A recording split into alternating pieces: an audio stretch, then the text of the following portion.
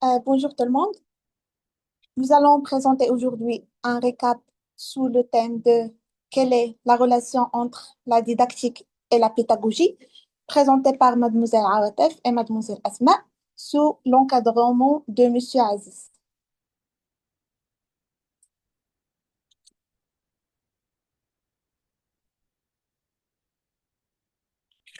Alors, on va commencer par la didactique. La didactique concerne principalement l'étude de ce qui est enseigné, comment cela est enseigné et dans quelle organisation.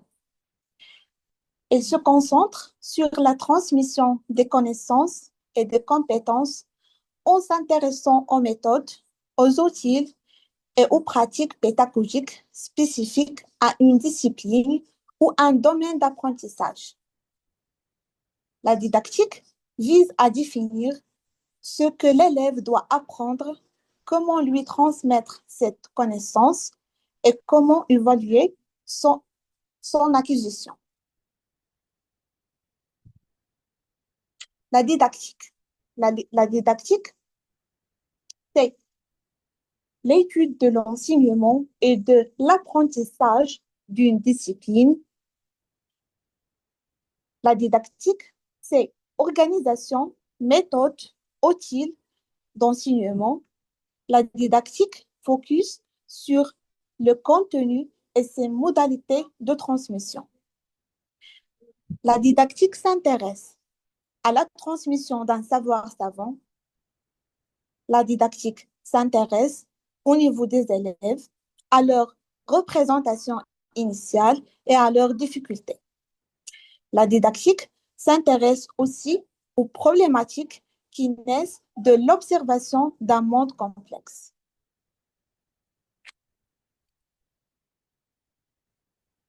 La didactique, c'est l'étude des processus d'élaboration et d'acquisition chez l'apprenant et de transmission chez l'enseignant des savoirs et des savoir-faire d'une discipline. Selon Alain, selon Alain Hubbard, en 1986, la didactique est donc la focalisation sur les contenus et sur leurs relations à l'enseignement et aux apprentissages qui spécifient les didactiques. En passant d'abord à la pédagogie désigne l'ensemble des conduites et des activités délibérément mises en œuvre par l'enseignant au sein du groupe classe. Son objectif central est d'orienter ses actions avec l'intention volontaire de susciter chez l'apprenant les apprentissages spécifiques visés par l'enseignement. La pédagogie est une notion plus large qui englobe l'ensemble des pratiques, des stratégies et des approches éducatives visant à favoriser le développement de l'élève.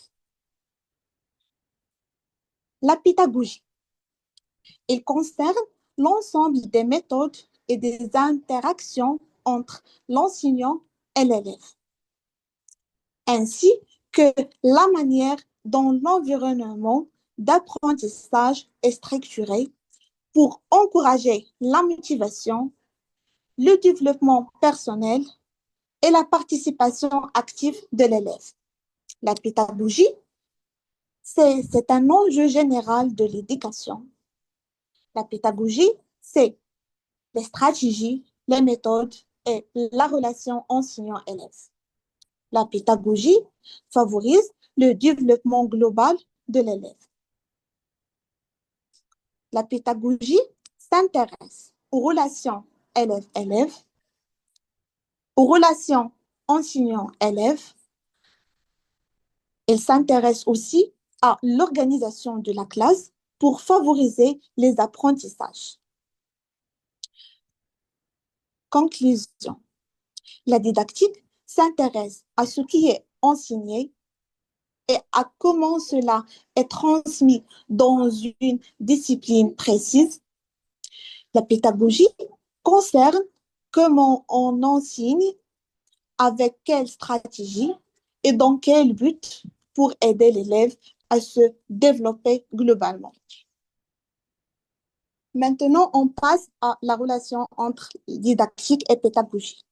La didactique, implique, la didactique implique une transposition didactique, c'est-à-dire une reformulation du savoir savant en vue d'une transmission en fonction du niveau des élèves. La pédagogie, c'est le savoir enseigné, c'est-à-dire les méthodes que l'enseignant va mettre en œuvre pour faire passer une notion de cours à ses apprenants. Un professeur a un savoir savant, regroupant toutes les connaissances sur sa discipline enseignée. Il doit transposer ce savoir, transposition didactique, en savoir enseignable, savoir adapté au niveau des élèves, afin de devenir un savoir enseigné. Savoir prenant en compte la réalité du terrain, les différentes caractéristiques des élèves.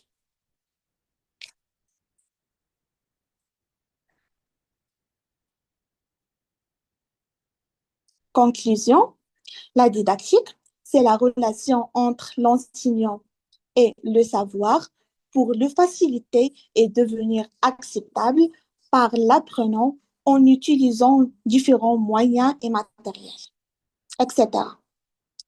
La pédagogie, c'est la relation entre l'enseignant et l'apprenant en vue d'attirer et de susciter les apprentissages chez l'apprenant. Ces deux disciplines sont donc complémentaires. La didactique et la pédagogie sont deux disciplines liées à l'enseignement, mais elles se concentrent sur des aspects différents. La didactique s'intéresse à la manière dont on enseigne des matières spécifiques, en analysant les contenus et les méthodes d'enseignement propres à chaque discipline. Pour la pédagogie, quant à elle, est une approche plus globale de l'enseignement qui s'intéresse aux méthodes et aux stratégies générales pour faciliter l'apprentissage en tenant compte des besoins et des caractéristiques des élèves. Et merci pour votre attention. Et maintenant, je passe la parole à Mademoiselle Asma pour expliquer la deuxième partie de ce récap. Bonjour à tous, merci Awatef et merci à notre encadrant M. Aziz Ansari. Pour la transposition didactique, en didactique, la transposition didactique est le processus par lequel un savoir savant est transformé pour devenir un savoir à enseigner, puis un savoir effectivement enseigné. Ce processus implique des adaptations, des simplifications et des reformulations pour rendre le savoir accessible aux apprenants à un niveau scolaire donné. Voilà le schéma explicatif de Chevlar en 1985. Le savoir savant, c'est la pratique sociale de référence, devient un savoir à enseigner, puis un savoir enseigné pour devenir à la fin un savoir assimilé.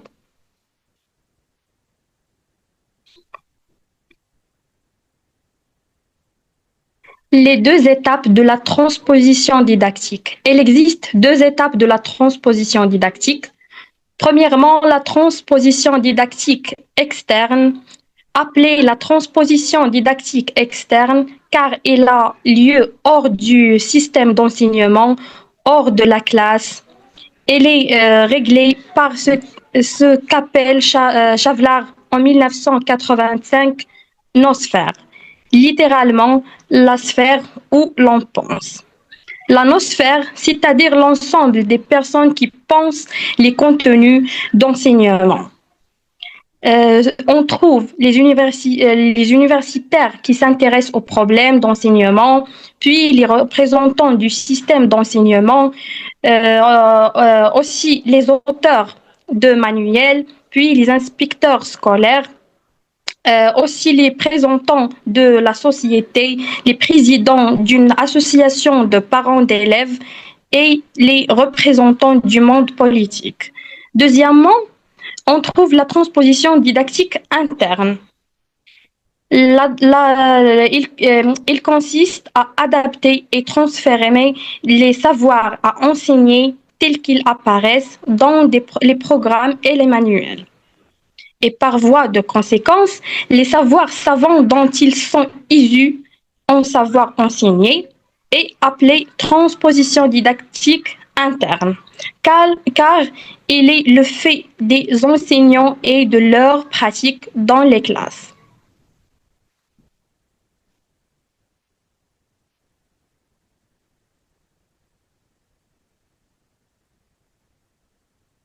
Le rôle principal de la didactique de l'EPS. D'abord, c'est de réfléchir comment passer des pratiques sociales, savoir savant, des APS, gymniques, athlétiques collectives à des pratiques scolaires, savoir appris. Ensuite, c'est d'assurer la cohérence entre cette pratique scolaire, et les attentes éducationnelles du système, le système éducation nationale.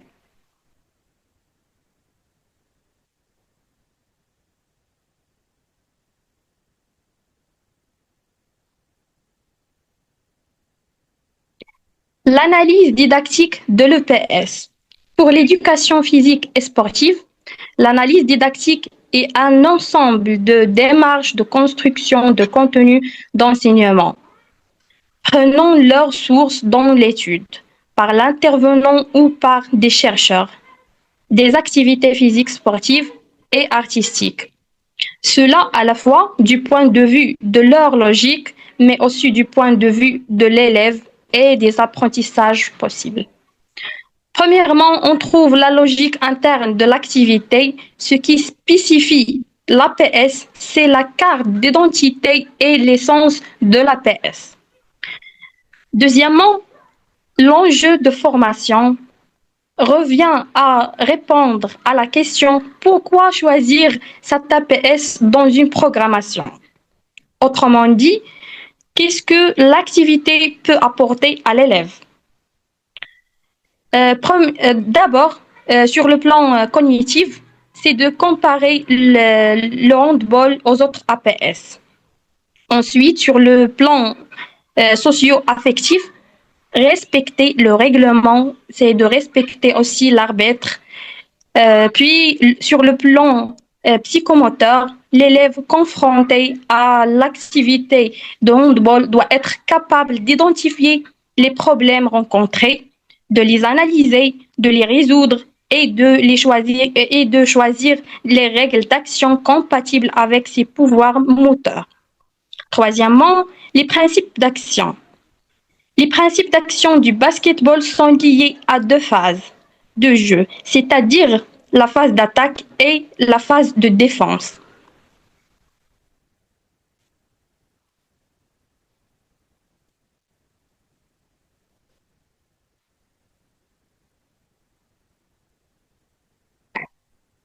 Quatrièmement, la logique du comportement de l'apprenant. C'est d'étudier la logique du comportement de l'élève lors d'une confrontation face à ses activités.